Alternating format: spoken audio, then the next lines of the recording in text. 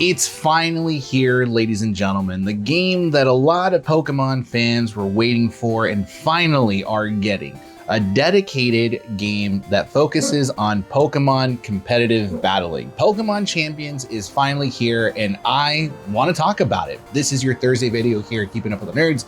My name is Brian and I'm going to be doing something called a casual review of Pokemon Champions. I was originally going to call it a filthy casual review, but I honestly didn't know if that sounded dirty. So yeah. Now, apologies in advance. Excuse the dog barking in the background and the noise in the background and everything else. I'm trying to work with what I got here. I honestly tried filming outside and then there was way too much noise and then the neighbor and then the baby and then factors and life and stuff. And it just, it happened. So this is where we're going to be at for the rest of the video. This is a new style of video for me, so there's going to be cuts and inserts of just voiceover, some gameplay, something new that I want to try for the channel. So if you guys are interested in seeing more of these types of videos, please let us know in the comments down below. Honestly, I enjoy doing stuff like this because there is going to be scripted dialogue in this video, as you can see in the voiceovers. But when it's free range, free kind of talk, this is what you're going to be getting, is me on camera. Different background. In this case, I've got my two goats, Charizard, which you can see right here. I had to check my camera here. You can see my boy Charizard and the world champion, former world champion, I think 2016, Wolfie VGC in the background playing some Pokemon Champions. So that's your background, guys. But yeah, voiceover Brian, you want to go ahead and start us off? Pokemon Champions introduces a secluded portion of the fanbase to the world of competitive Pokemon battling. Sure, the game allows you to battle NPCs to become the best trainer in the region, but nothing compares to wanting to best a real-life person with your very own team you raised in the newest Pokemon game. There's just one problem. Battling online players can be a little bit intimidating. One search on Reddit, YouTube, and even Twitter can show you the expansive world of Pokemon VGC. Rule sets, meta Pokemon teams that can sweep every other team away, intensive EV training, and capturing Pokemon with the correct IVs. The overwhelming amount of things to consider can be scary to some and potentially turn away players who want to give competitive Pokemon battling a try. To be fair, the VGC community has grown tremendously, with 2025 having one of the largest amounts of registrants for the North American International Championships in Pokemon history, and having this record be beat in 2026 with the European International Championships. Interest in Pokemon VGC is growing, but Game Freak, being Game Freak, will want to tap the untapped market. And rightly so, because it got me. Introducing Pokemon Champions. The long-awaited battle-focused Pokemon game has arrived and people hated it. I think hate might be too strong of a word. There was a massive distaste online, primarily on Twitter.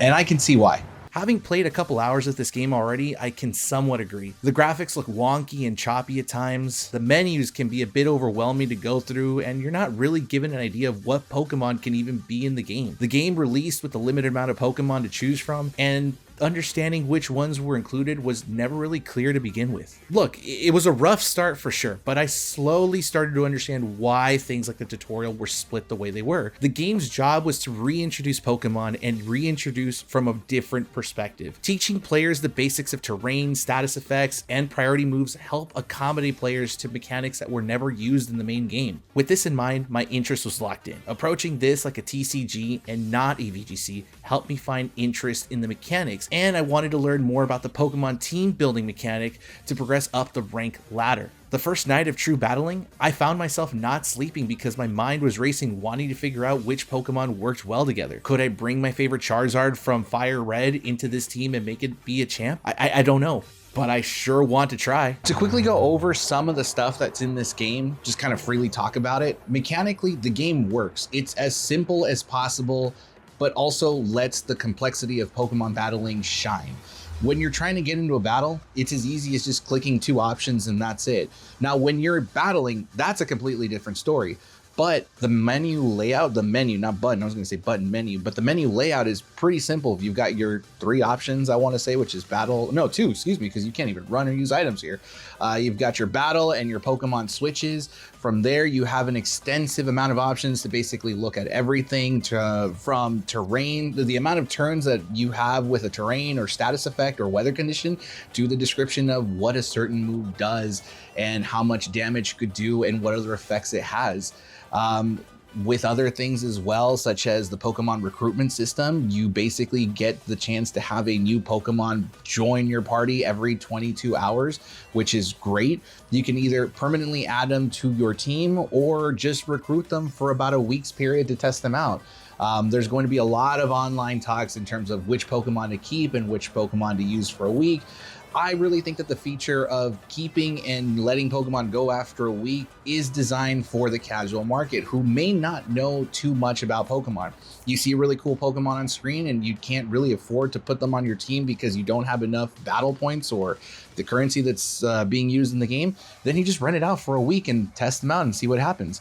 But the recruitment system works. Also, the tutorials are top notch. Again, I complained about it earlier in the voiceover, but it is designed to teach you certain things about the game that you might have forgotten, because playing the game casually is one thing when you're battling NPCs, but to battle an opponent, a real life person online, that's something different, and it could be a lot harder depending on the person you're fighting.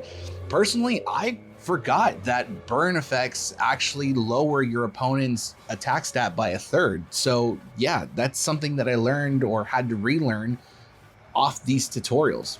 Other than that, the battle pass and the shop and everything else that you use to kind of get items and new clothing for your character and battle music that you can play in the background, all of that stuff is just kind of there.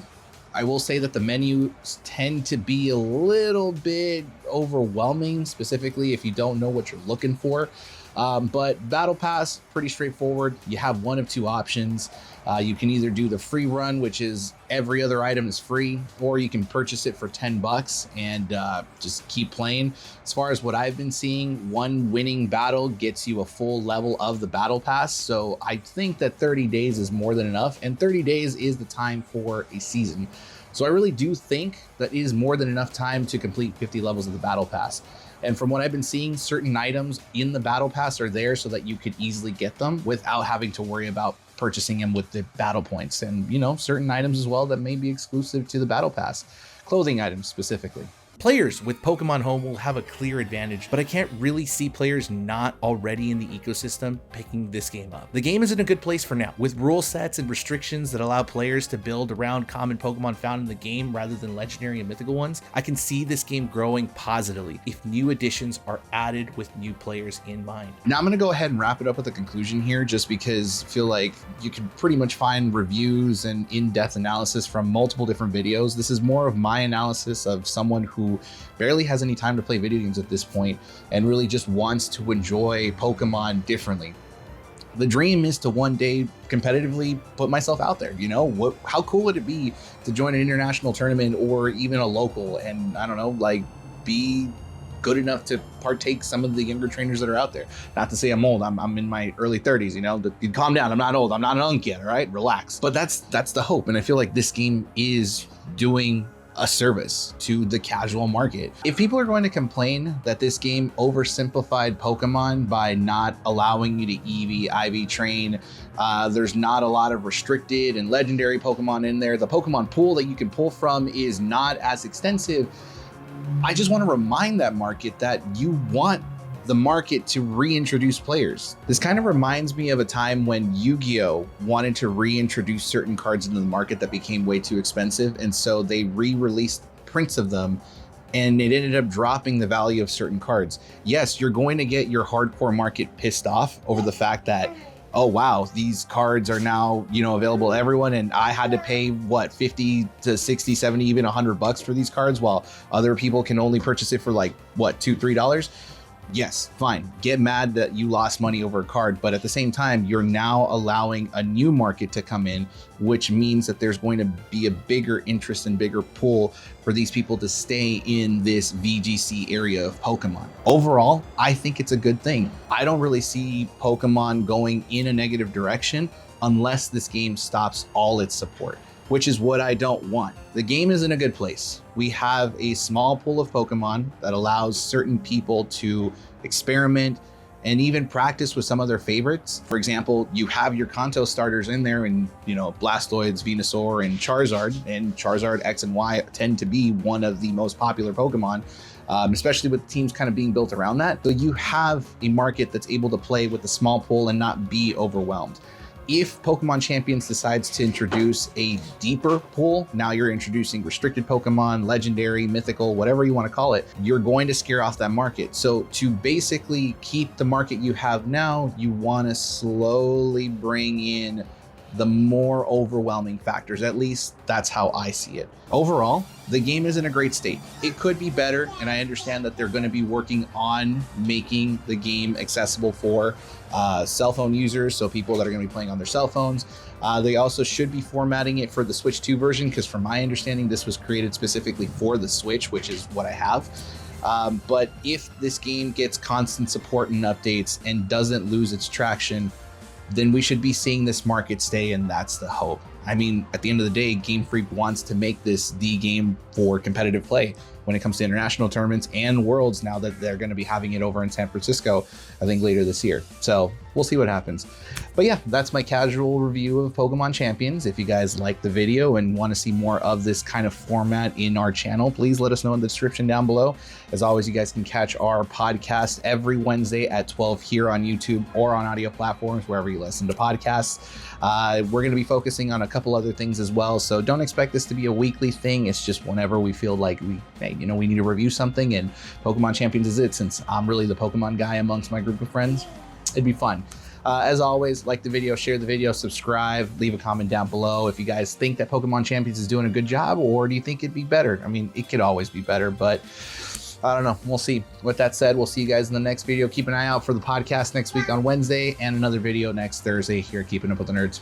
We'll see you in the next one. It's going to be a little bit different because I've got a little co-host here today who is going to be helping me because I'm on babysitting duty. So that's going to be awkward to try to record, but it is what it is. What? What is it? Okay. Well, she's going to be doing her own thing. Hey, what's up, you guys? It's Bryan from Keeping Up with the Nerds. And yes, baby will be talking over me as I'm trying to make this video happen, but we'll make do. It's finally out, Pokemon Champions, and yeah, it's been a long-awaited game. Well, now...